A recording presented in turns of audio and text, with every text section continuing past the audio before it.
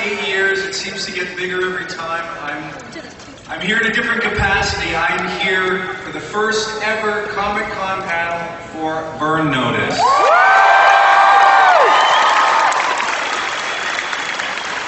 Without any further ado, talking about myself and the wonderful character Victor that I played on Burn Notice that unfortunately got killed off at the end.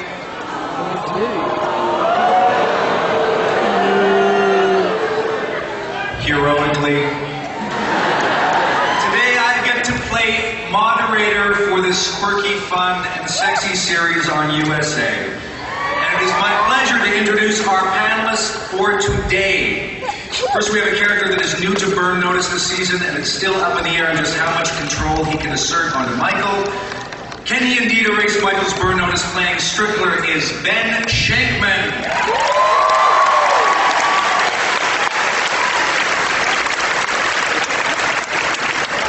Second, the real man behind Michael's Burn Notice, as well as Fiona's obsession with firearms.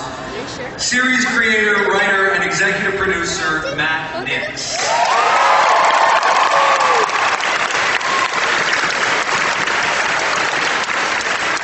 Another man that holds the key of what will happen and that has happened on Burn Notice, co-executive producer and writer, Alfredo Barrios.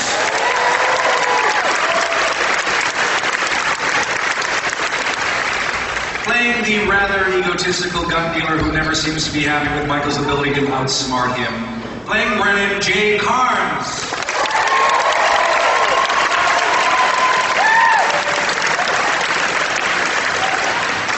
Everyone knows the Weston family could probably use a little Dr. Phil time.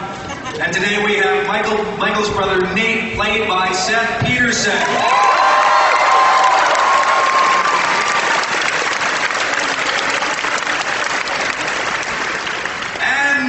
Lastly but not least, Evil Dead.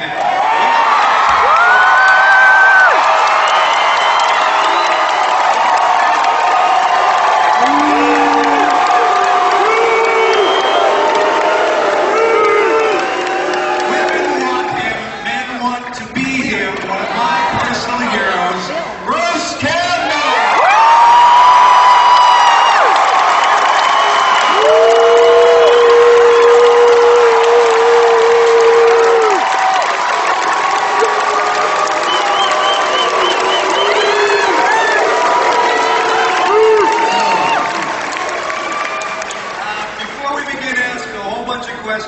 We have a special just for Comic-Con sneak preview of what to expect for the rest of this season on Burn Notice.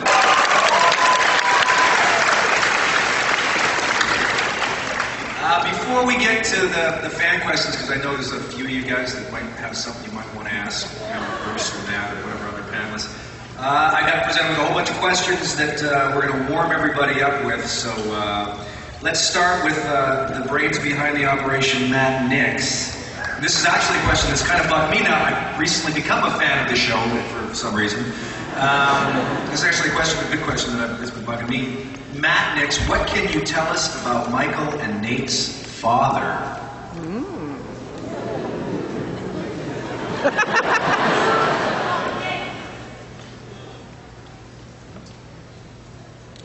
To be honest, when you start out writing a television pilot, your expectation really is that your script will be put in a drawer and forgotten forever. And you don't think about the fact that if you write in a missing father in a show that contains a mystery element, that the entire world will go, "The father is the mystery."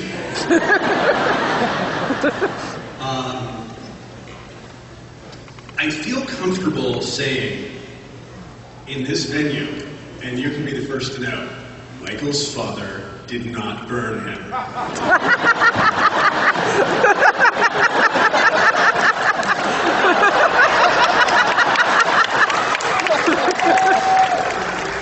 I know.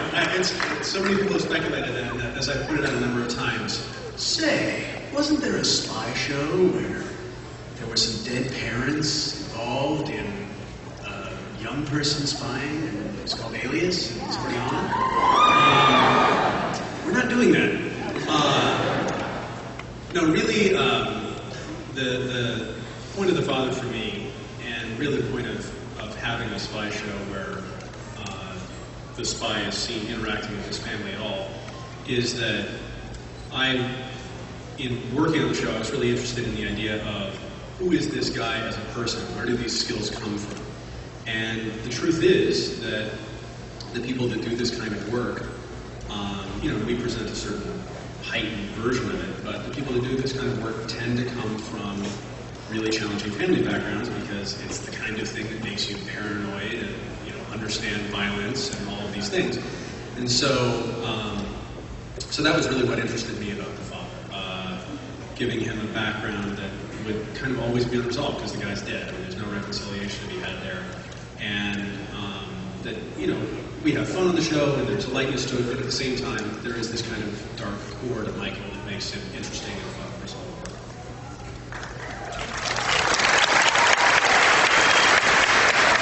That was really good. Really good. I was hanging on every word. Good, thank you. Bruce.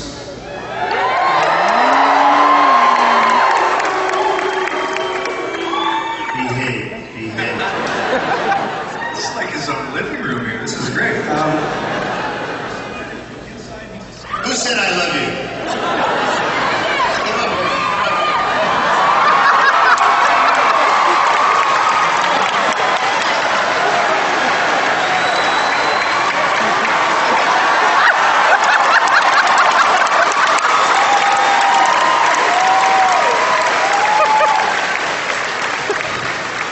That's it. I got no more money, so I don't care what you yell out.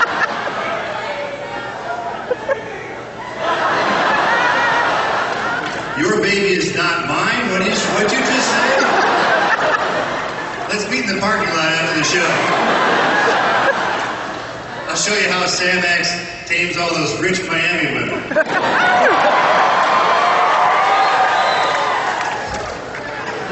But we digress. Like that's gonna stop. Okay, Bruce. This is I don't know. This is a bit of a naff question. But what are the most? Where Bruce, did this come from, this question? Where did these come from? From the internet? No, I have some internet So this ones might be later. like a This real is- question? This Okay. is going to be a real question. All right. Okay, what are the most Bruce Campbell aspects of Sam Axe's personality? What are the least? That's a really good question. But before I answer that, I would like to explain why Burn Notice is here today at Comic-Con. Why is a spy show being paraded in front of all the freaks and geeks? Why? It's very logical. I thought about it a lot and I broke it down. Science fiction, fantasy, and horror. That's why. Horror. Here's the horror connection with Burn Notice. My character's name is Sam Axe. All right, this was a gift from Matt Nix to you. All right? Secondly, science fiction. If you've ever been to Miami, you know that there's lots of aliens there. That covers science fiction. Fantasy. What does Burn Notice have to do with fantasy? Well, my character, Sam X, sleeps with an endless string of rich Miami women, and that's a hell of a fantasy to me.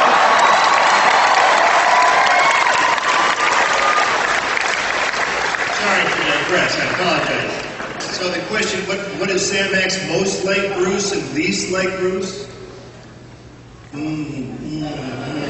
Most like, I wear these stupid shirts even if I wasn't on the show. So I've shelled out $125 per Tommy Bahama for no good reason. That's the first part. Second part, what's that's least like me? Yeah. My wife doesn't let me sleep with rich Miami.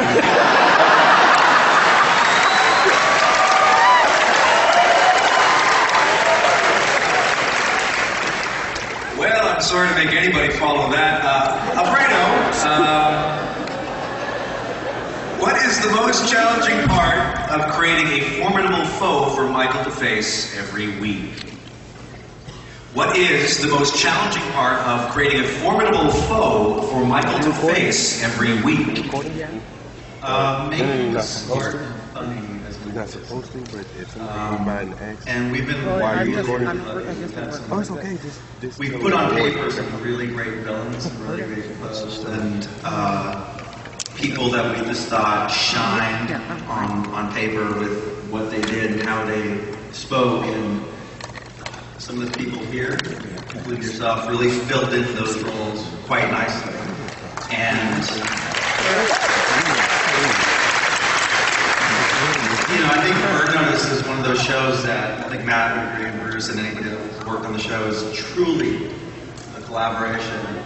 And those characters don't really come to life until you come on the set. And we've been incredibly lucky, but it's really, you know, like I said, finding somebody who's equally smart and funny, and we found those actors. Cool. Awesome. On that subject, Jay Carnes, Brendan always gives Michael a run for his money in their spy versus spy type battles. What is it that makes Brendan such a formidable foe?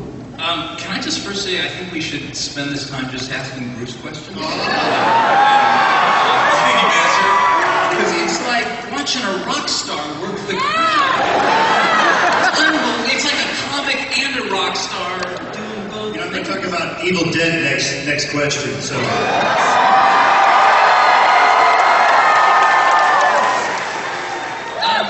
I'm sorry. What was the question? Like, it's what makes Brennan a great villain? When Matt was first explaining this character to me, he said that the unique thing about Brennan, and it was, I believe, the first villain that fit this bill, he doesn't believe anything Michael Weston says to him. When West is telling him the truth, he doesn't believe it. Yes? And that even when he's maneuvered into a position where he can't do anything, Weston's got him and he's got to do what Weston wants him to, he still knows he's being played. And that makes him a formidable villain, and you sort of know, oh, next time he's going to up his game a little bit and come back and give Weston a hard time.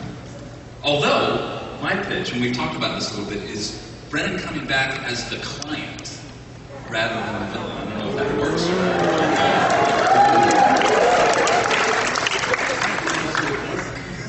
Yeah, exactly. Okay, cool. I'm here. Ben Shankman. I haven't seen this bit yet because I live in Canada and I can't watch it for free on the internet, so tell us a little more about Strickler. He seems like he's a shady character, so give us a little more insight that you can without Matt killing you about Strickler. Because I think Strickler's just come on, probably. Last week was the first one, so we haven't seen too much. But Matt said that one of the things that, when we were talking about the character, he said that one of the things that he enjoyed about Michael is that he was always able to smooth talk people into doing things that weren't really necessarily in their best interests and make it sound perfectly reasonable. And so that he thought it would be great to have a character that did that to Michael. And so without saying too much more, I think that's one of the things that is going on between Strickler and Michael, is that he's a guy who has what on paper sounds like a kind of win-win, perfectly reasonable sounding proposal for our hero. And then, of course, the plot thickens. And last but not least, Seth Peterson.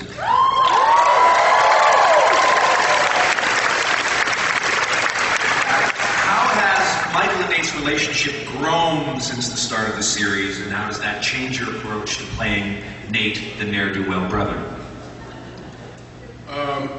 Well, you know, what hasn't grown is my facial hair. I think that's been the number one key in turning the character around for me. I remember when after the show first aired, I went and took a look at the notice board at USA, and they were like, I hate that guy. What is with the goatee? And man, I got a lot of hate from that. So, but my next time in, maybe it was a couple episodes later, Michael says to Nate, you shaved the ferret off your face. And I have a feeling that had a lot to do with the progression of the love, you know? I mean, it's helped me. I feel much better. I feel much lighter. For sure. Sweet candy. Okay. Before we take the audience, if you guys, these are some internet questions.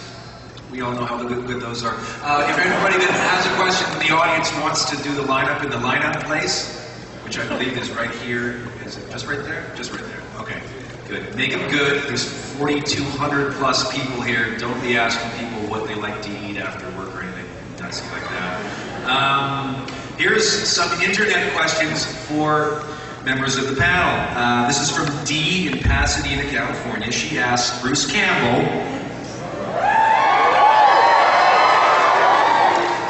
if the writers could give you...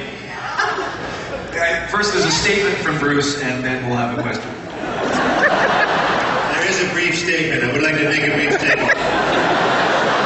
My good friend Matt Nix and I have had a very serious discussion because people will not stop asking about another Evil Dead movie. Matt has agreed to write a spy horror combo ladder.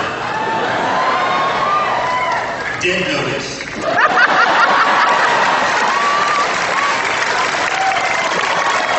I don't know when he'll have time to write it, but he's assured me that he will do it. And we'll be back at Comic-Con to promote it. Yes. Sorry, I digress. Bruce, if the writers could give Sam Axe any cover ID you wanted, what would that be? A normal person who isn't pounded by morons all day long. No. That's a silly question. Silly answer. Well, they've sort of done it with Chuck Finley. My alter ego is Chuck or Charles Finley. Why, I have no idea. But it's an easy name to remember. My dad actually had a friend named Chuck Finley. So it was a very strange parallel universe intersection that took place there. My dad knows a guy named Chuck Finley, and my silo is Chuck Finley.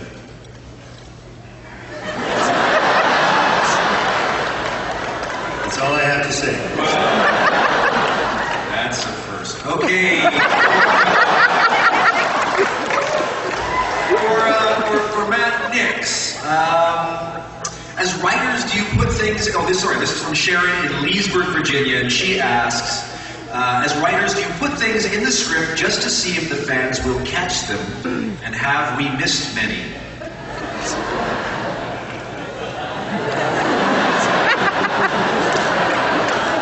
That would be telling, wouldn't it? I have to start by saying I'm sort of obsessed with this Dead Notice thing. Yeah. There's a reason you want to fight a zombie with a chainsaw.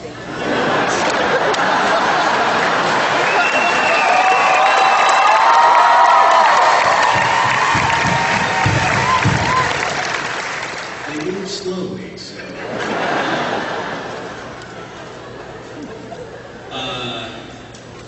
Actually, the answer is yes, we do put things in to see if the fans will catch them. Yeah, that's a great example, yeah.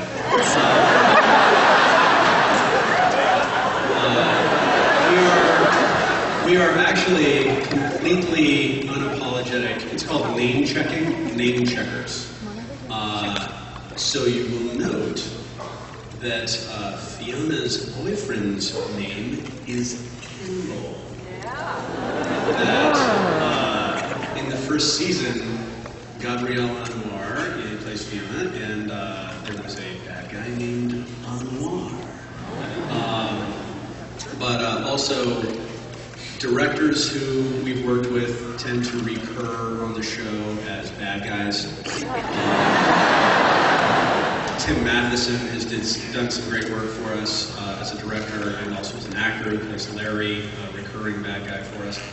And there was a bad guy named Matheson recently. Last week's episode had a bad guy named Chechik, named after Jeremiah Chechik, who is a director we've worked with a number of times.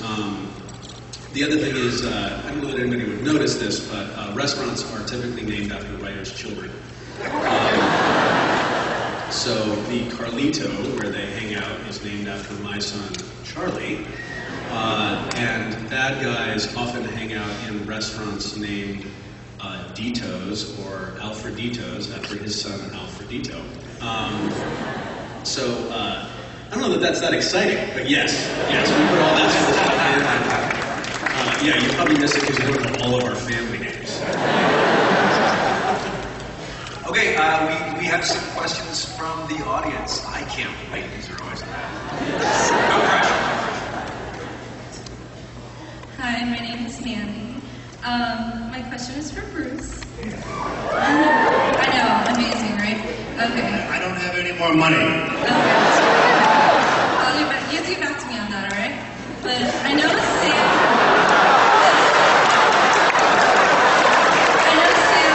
loves burritos, so say if I were to ask Bruce out for some drinks, what would I have to order you?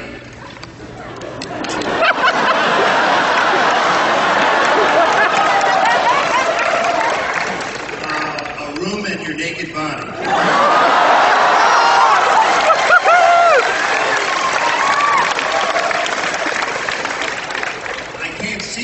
So I may change that.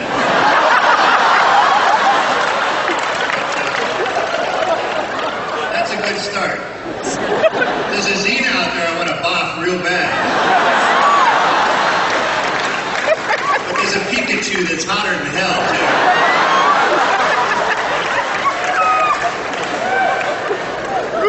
Thank you for your question.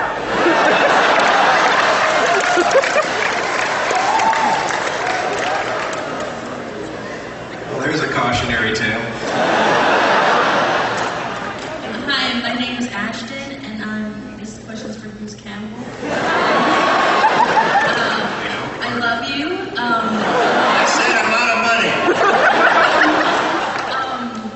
Do you have any advice for a future filmmaker, considering how you started out with just making maybe something to eat? My mind's blanking. Films. Okay. Super 8. Did you wait up all night in line?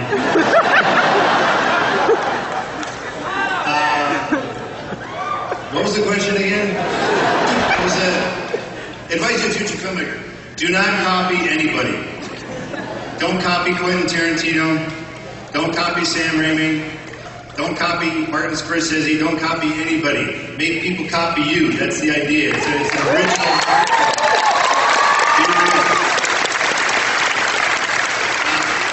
I like Burn Notice because I consider it to be a really original show. Thank you for that insightful question. This question is for Matt. Was it an inside joke or, I don't know, a harebrained idea to have Michael Weston guest star on one of the latest episodes?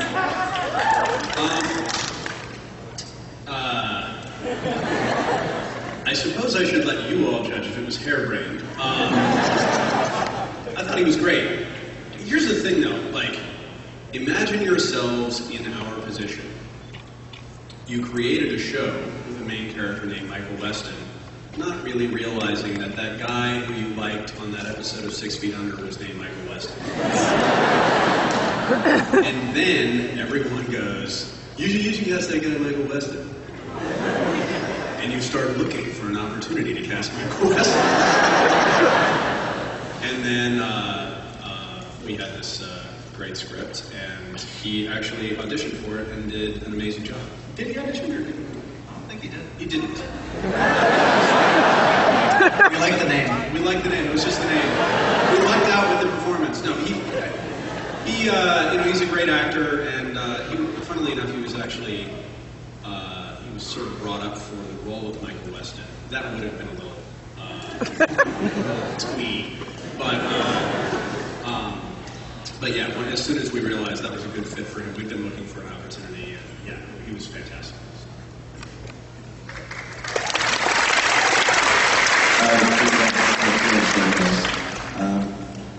Just want to say, will Nate be taking a more active role in the coming episodes? Maybe Sam will take him under his wing and show him the ropes and how to really be a spy?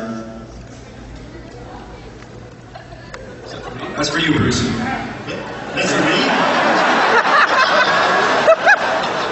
What? No. I have no idea. I missed the boat on that one. That's what I thought, but... That's for Seth, right? No? Yeah. For Seth? What happened? They said, why do you think that one? I was shooting my facial hair and I missed it. I'll just take this. Say, Seth, Yes. would you like to appear on the show more? Yes.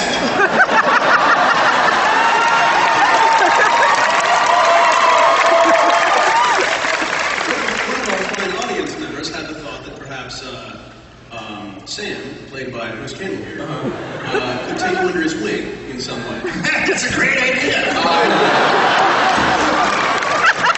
Sam? Wait, hey, how about some of them hot Miami ladies then? Can we do like a whole side story where you teach me how to pick up on hot babes? They're all like 70 though. I like it. Moving right along. No, I mean, actually, I will say that one of the things that we've been looking at, we're almost done shooting this season. One of the things we've been looking at for next season are ways of doing fun things with Michael's brother or maybe another brother. I'm so glad I never would have found out about it. But we're really not sure because, as many of you have intuited, the way the show is written is Bruce calls us and tells us what to do. And then we just do it. It works out really well. So yeah, but it is actually something we've thought about to do that, and it's fun always developing new relationships between the characters, and I do think there's some potential. We saw some good sparks between these two characters in a previous episode, and we'd like to see more.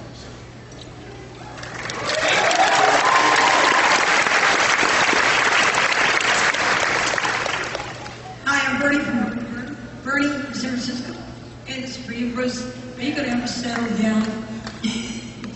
Who are you talking to, ma'am? Who are you talking to me? Yes, your Wait, character. Your character. Oh, my character. I was going to say, ask my wife of 18 years if I'm going to settle down. Will Sam Max ever settle down? Why? Why should he? He's just putting the hammer down, baby. Come on.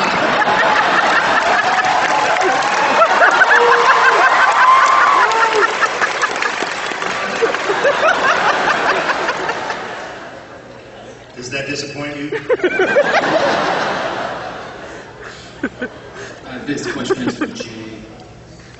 How do you get into the mindset of kind of non-traditional villain? I'm also thinking of your role on Sons of Anarchy. That's an interesting question.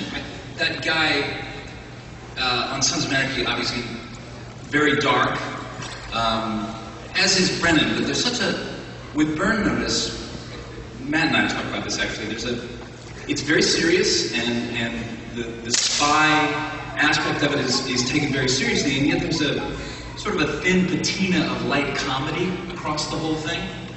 And so it allows you to kind of be dark, but it's fun. The things that Brennan says are so outrageous and cruel, and yet you laugh.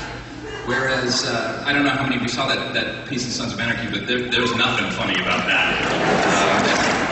That guy obviously went to a really, really dark place, which was also fun, honestly. I hope that answers your question. This question is for Bruce. When you first found out that you were working on a show with Sharon Glass, how badly did you want to use a Cagney and Lacey reference before you did in episode 2? I wanted to use it badly. It was a secondary take. We'd already shot the takes. And frankly, the current director was pissing me off a little bit. And I was hotter than hell, in a suit, on a boat. And I go, can I have one more take? Yeah, why? Why do you want it? Just, can I please have one more take? So we added it then, and the two criminals who were in that particular episode were too young to understand even what Cagney or Lacey meant. So I knew that mentioning it in the scene would go right over their head, so that they wouldn't go, Lacey. That's the dark, dark truth behind that story.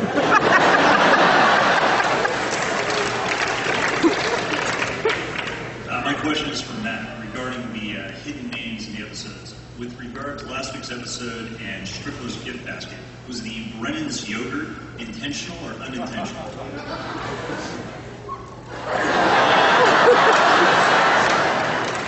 Honestly, by the way, Tom Strickler, anyone seen Entourage? Ari on Entourage is a partner at an agency that was until recently called Endeavor. He founded Endeavor with an agent named Tom Strickler. So there's another name check for you. Brennan's yogurt, lamely, we argued over the name of the yogurt for like, it must have been, it was like 3 hours out of my day. This was like, oh, can we use this yogurt? And we had one yogurt, and then there's another yogurt, and they're calling Miami, and it's an emergency yogurt, and then a different yogurt, and it's going to be a high-end yogurt, and then I think finally, I think it was Siebel's. I think one of our production designers in Miami, who knows the kind of thing we do, finally just was like, it's Brennan's yogurt. So that was how that came down. But actually, the truth is, until I saw it in high def, I didn't know it was Brennan's yogurt. I saw that when you guys did. I was like, oh, that's Brennan's yogurt. Production designer.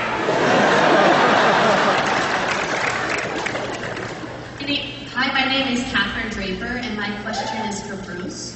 How is it playing in a show where you can be a super cool spy type person and do different characters each episode, like little bit characters? Almost seriously. It's as fun as a job as an actor can ever have. That's what you hope for, is variety. I like the familiarity, and hopefully the audience does too, of seeing these people that you know every week. But then it's fun for an actor to play some jerk or an idiot or a moron, someone different. So it's like everything, it just mixes it up a little bit. We always appreciate it when the writers do that for us. And we try not to let them down, because if we suck at it, they won't do it anymore. Thank you for your question.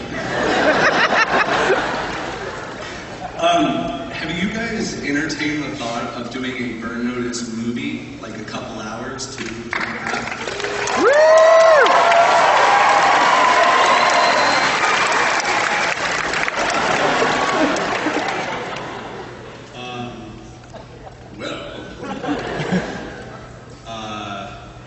Why don't I put this all to you? There are USA and Fox people around. Would you people watch a Burn Notice movie?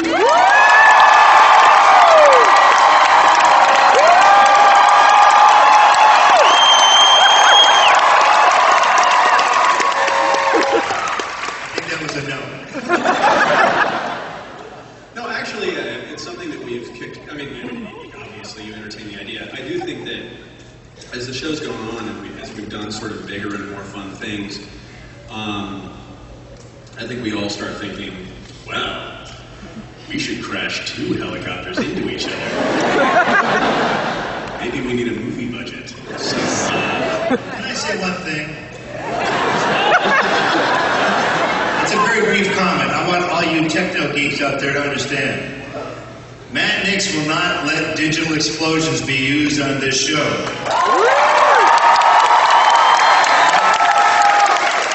all seen the video games with the cheap digital explosion. We've seen movies with the cheap digital explosion. Matt just blows shit up. He wants shit to be...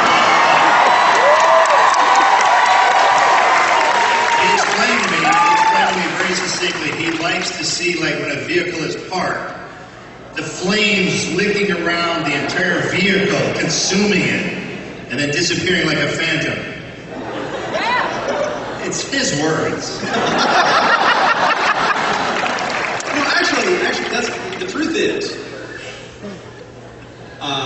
it's true. Like the CGI you've seen on the show is like the erasing of a logo, and we don't do that stuff. And but what is exciting for all of us when we do it is it's not the flame shooting out.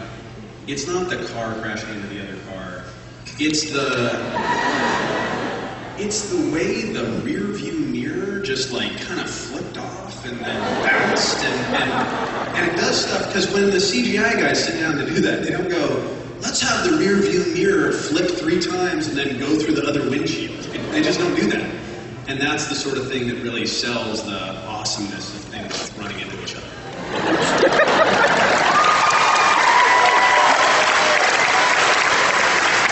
Well, actually, one of the explosions, it was in a couple weeks ago, one of the explosions you saw on that when the house blows up. That one was actually a little bigger than we expected. We had this idea we were just going to blow out the windows, and it's called a simulated explosion. And you just blow out the windows, and then you repair it and repaint and stuff. And so we simulated an explosion that knocked the house off of its foundation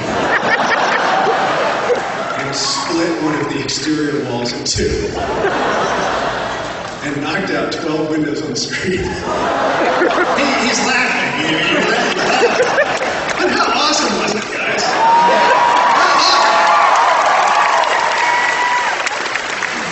What was hurt? The budget was hurt a little bit. No human beings were hurt beyond the repair. Sorry, go on. Panel. Hi, I'm Sean from Wisconsin.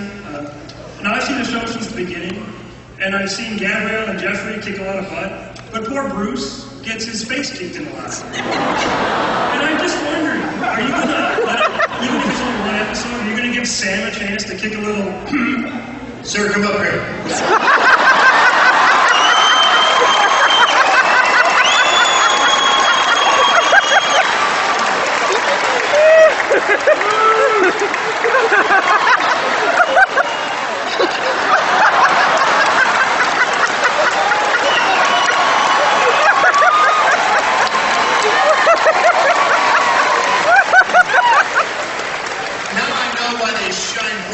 In our face so we can get scammed over and over again.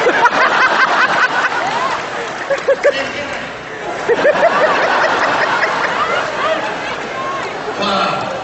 All right, what was the question? Oh, the ass kicking. I can't answer that. I'm just a little teeny actor.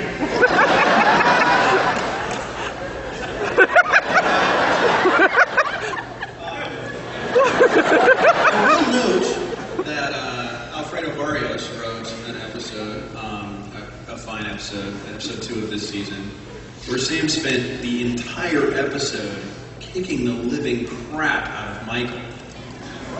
So that was, he's kicking the other lead's ass. Actually, yeah, he fought Michael in episode 10 of last year. So if you mean fighting people other than Michael, we have yet to do with Sam and Fiona. I can hit her. Yeah. The sad thing is, I'm sorry to say, we did a fight scene with a stuntman last season, and I blew my hamstring. So they're like, okay, no more fights for That was a good fight, though. No, truthfully, though, one of the conceptions of Sam as a character is he doesn't really go karate time on people. We imagine Sam as having an extremely powerful right cross. So fights with Sam are usually over quickly because he is a powerful man.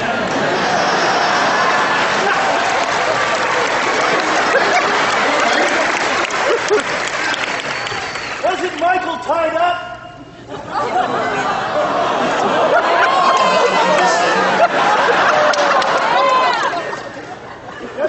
Oh, yeah, you're not so tough now, are you? Just had a right cross coming at you, buddy. But we digress. Hi, gentlemen. I'm Gwen from Boston. Thank you all for being here.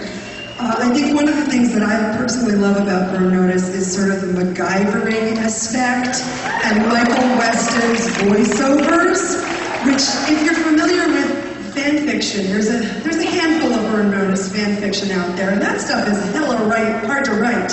So could you just speak a little bit to the resources that you use to come up with all that resourcefulness that Michael exhibits on the show? Well, we have a consultant, actually, that is a former intelligence operative who is amazing at giving us a lot of ideas. But I would say the bulk of it is actually just stuff that you get on the internet, actually. Surprising what you can find. Kind of scary, too. But I will say, speaking for myself, and I think for most of the other writers who aren't Matt, it's probably the hardest thing to do as a writer on the show is write those voiceovers because they sound exactly like Matt speaks. It's weird, but you actually have to get into Matt's head to write them. But they're actually, when they work, they can be really awesome and terrific, but they're very, very hard. So.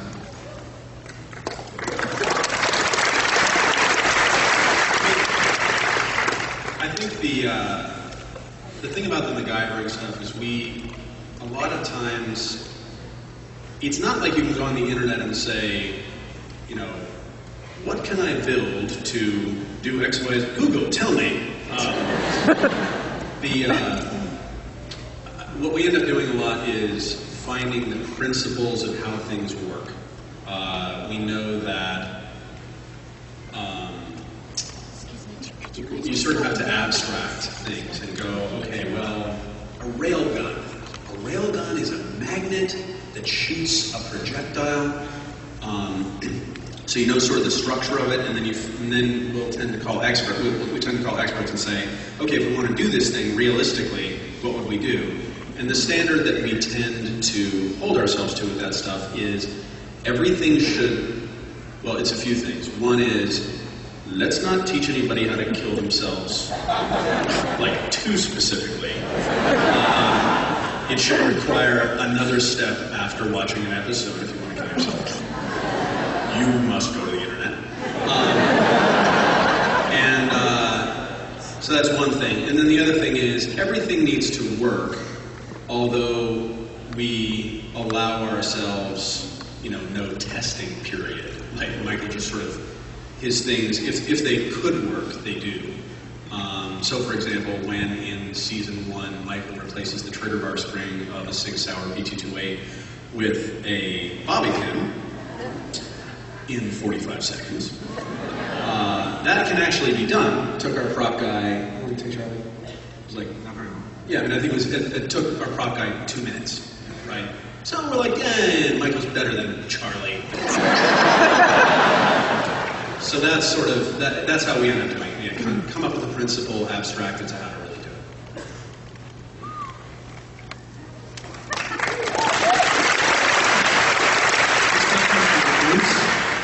My name's Pete. I've been a big fan since I was 9. I had heard... How old are you now? 22. Long time. Everything going okay in fandom world? Yeah. Can I get you anything? Hurt your kisses? Those are for me, my friend.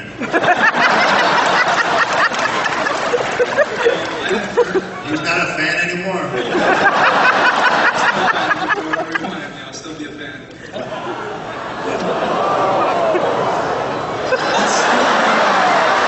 Whatever you want, I'll always be your fan. God bless you, sir. I had heard that you were offered a role in Drag Me to Hell. Is that true?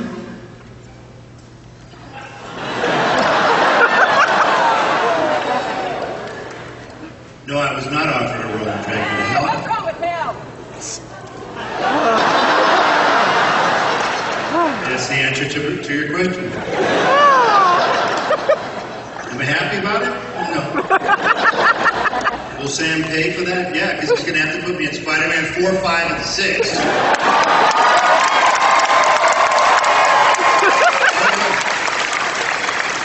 You want more pivotal roles from me, don't you? I know. There's only so much time in the day.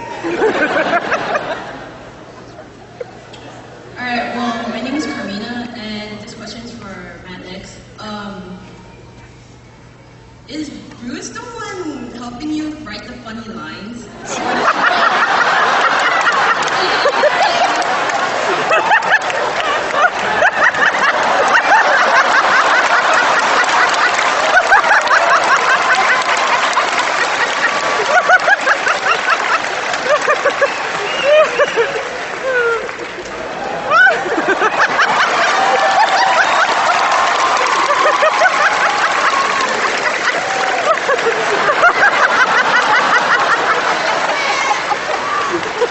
How was Comic-Con, Bruce? Expensive.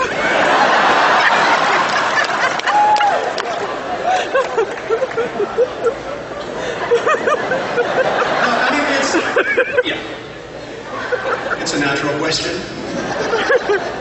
There's Matt. He's a boring guy. There's Bruce. Where does the magic come from? I think it's pretty clear to all of us. Actually, the earlier Cagney and Lacey question is a great example of the contributions that not only Bruce, but truly all of our actors, with the exception of Jay.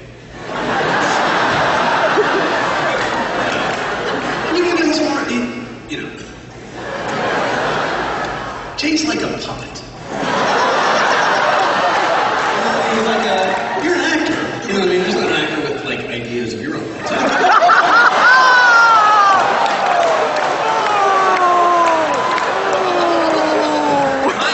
Am I bleeding?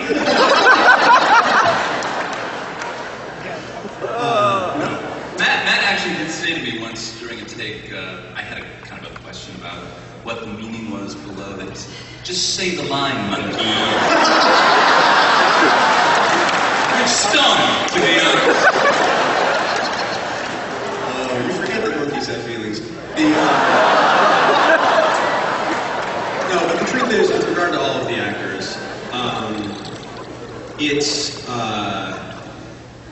we are not a show. There are shows and showrunners who will talk a lot about being word-for-word shows. And we take great care to write all of the stuff that's on. I mean, you know, it's not a... Most lines in a burn notice aren't really throwaway lines. Everything advances the plot. It's a very clockwork mechanism.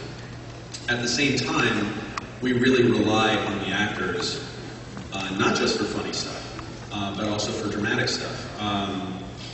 Bruce is the master of the last line.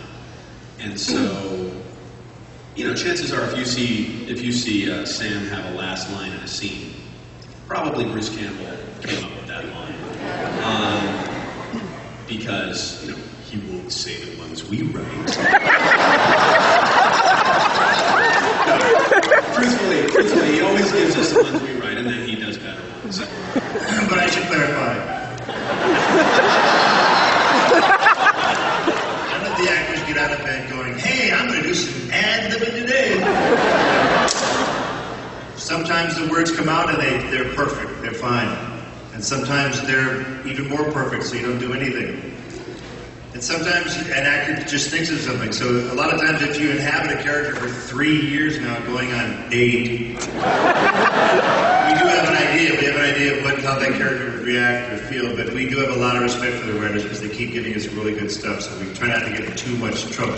Plus, at the end of the day, if they don't like it, they just cut it out. So, actually, I mean, there's one thing was interesting watching Ben work with Jeffrey.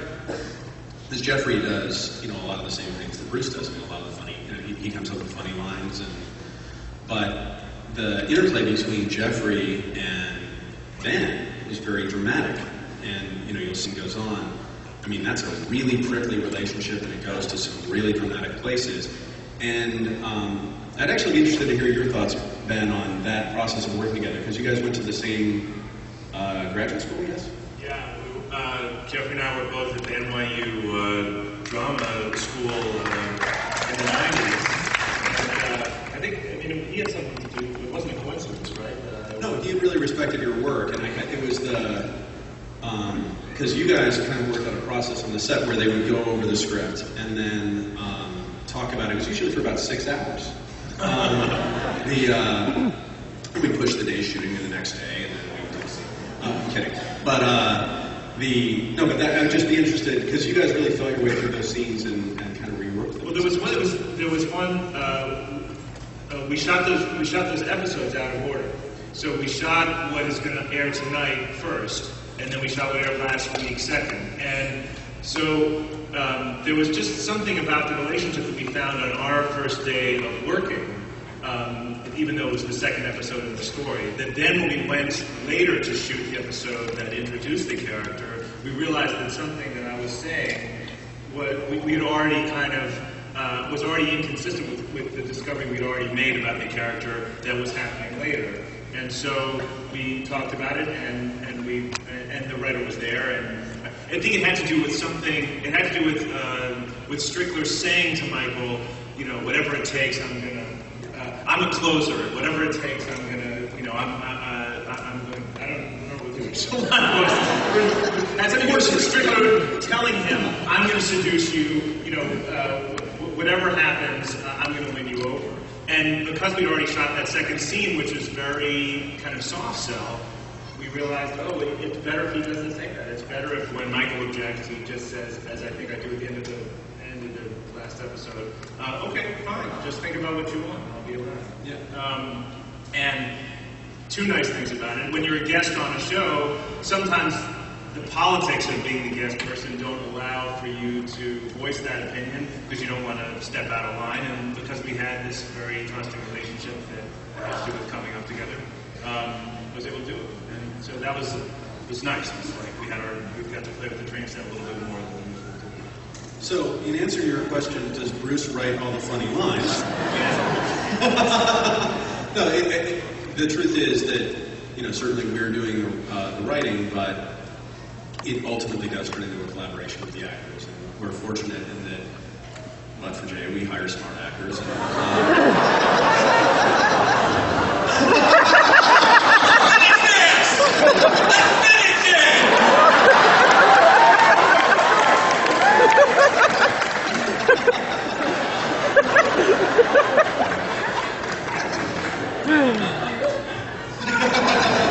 I think we've come to the end. We got time for one more question.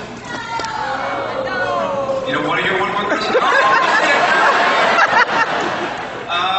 But there's nobody standing at the microphone. They all screwed up. Oh, wait a minute. Oh, I got it. There's one there. I got to hear this. Yes, please. For God's sake. It's important to share a statement from all of us to all of you. Thank you for watching. Because if you didn't, we would not be here right now. We'd be in the ballroom over there, looking at the new Twilight. So, thank you. We appreciate it. Keep watching, and thank God it's free, huh? That's my statement. That's perfect. Okay, okay, what the hell do I say now? Look, this wouldn't be Comic-Con without some swag, right? Each of you who got in here should have a ticket, yes? No? This guy knows. Yes, those tickets, those wonderful ticket bearers, you are all entitled to, I believe, go down to the Fox booth. Somebody fill me in, yell quickly, the Fox booth, and grab yourselves one of these.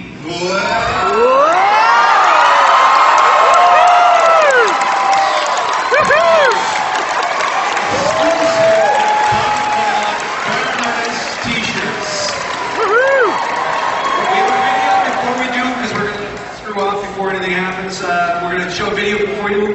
This is the panel. Let's